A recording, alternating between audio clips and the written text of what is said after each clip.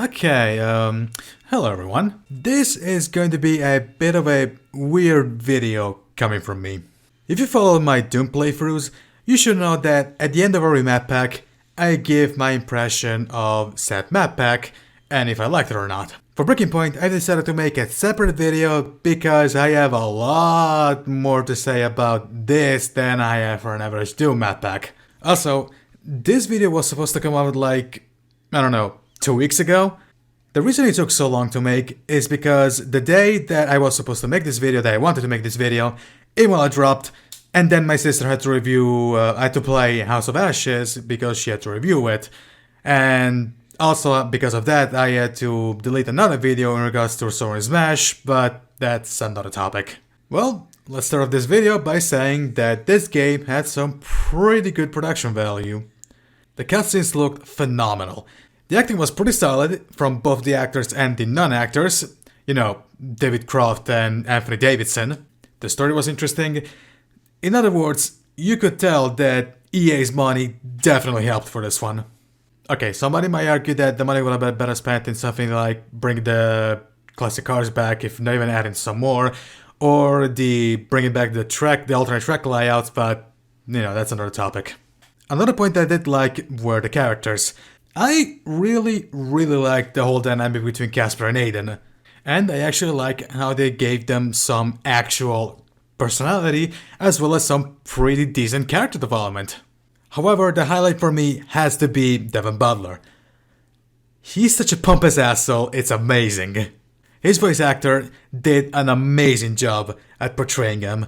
Well, yes, he was pretty clear that he was the big bad. I mean, you have to be pretty stupid to actually not get it. His personality makes more than enough for, you know, this obviousness. And I also liked Zoe and Brian, because, well, they act like normal people should do when they are in those situations. Zoe helping her husband in some serious situations, and Brian, while caring for both, doesn't hesitate to bitch slap them for the greater good, in this case, the team. As previously stated, this story is also another big high point for me. I was actually interested in the plot and what was going to happen next. I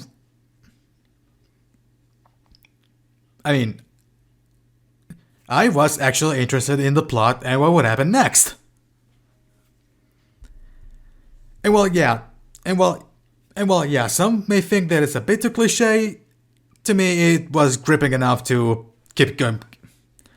And while some might say that it's a bit cliche, to me, it was grippy enough to continue playing.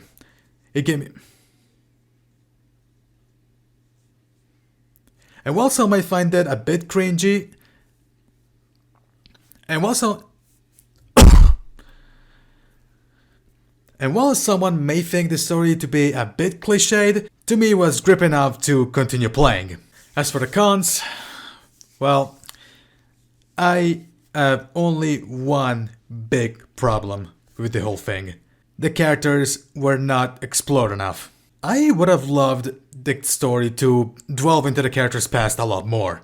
Okay, while you probably couldn't have gotten much from Aiden considering his young age, I would have genuinely liked to see how Aiden climbed through the ranks from karting or junior formulas to Formula 1, outside of the little glimpse that we had with the F2 race at Abu Dhabi. Like his successes, his failures, his highs and lows, his relationship with his parents, like we have never seen or heard about Aiden's father. Where is he? Did he run away from home? Did he not approve of Aiden's racing career or something? I want to know what the hell happened to that guy. What happened to his father? They could have been done a lot with Aiden's life, even with the short time span. The same reason applies to Butler. What happened in his life to become the pompous asshole that he is? What, how, when, and why? And, of course, we need to talk about the big elephant in the room, that is Casper. In the last chapter of Breaking Point, there was a news breaking down Casper's 5 best races of his career, and he mentioned 3 examples.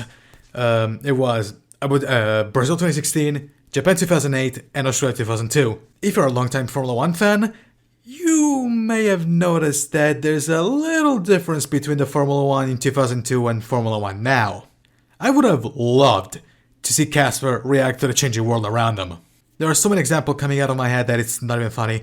his reactions to the regulation changes regarding the engines, going from V10s to V8 to the V6 hybrids. His reactions to new tracks like Bahrain or Shanghai, or the weird ones like the Valencia Street Circuit or the Buddha International Circuit in India. His reactions to things like Spygate in 2007 or Indianapolis in 2005. This is something that came in my head right now. Casper reacted to Max Verstappen getting sniped by Toro Rosso in 2015 and realizing, holy shit, I raced with this kid's father. The point I'm trying to make is that there is so much stuff that could happen with Casper, you can make an entire story off of it. And yes, I am aware what I'm saying is almost impossible to make because of licensing issues, but you know, dreaming doesn't cost a penny. This is more of a nitpick than anything else, but I found somewhat bothersome that Lucas was not involved in the story at all. I mean, I liked how they decided to take this small idea of the original characters from Formula 1 2020 and then expanded upon it in 2021 with Breaking Point, but I would have loved to see Lucas and Devin on track at the same time alongside Casper and Aiden.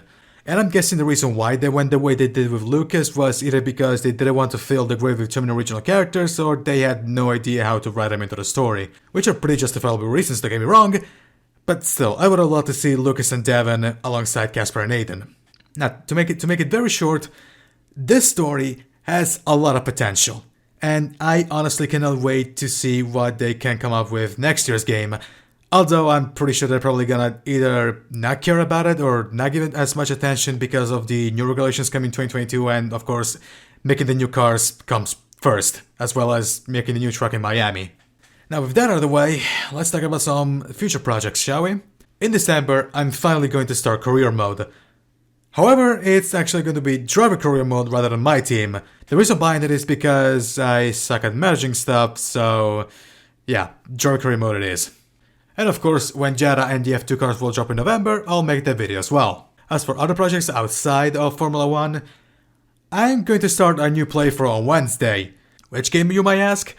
Well, it's going to be a little bit of a surprise, you'll have to wait on Wednesday. So anyway, this has been it for this video. If you liked this video, give it a like. If you didn't like this video, go away. If you want to see more content like this, hit subscribe and click the notification bell so you get a bit of when my next video drops. I have nothing else to say other than see you in the next video, everybody. This is Alpha, signing out.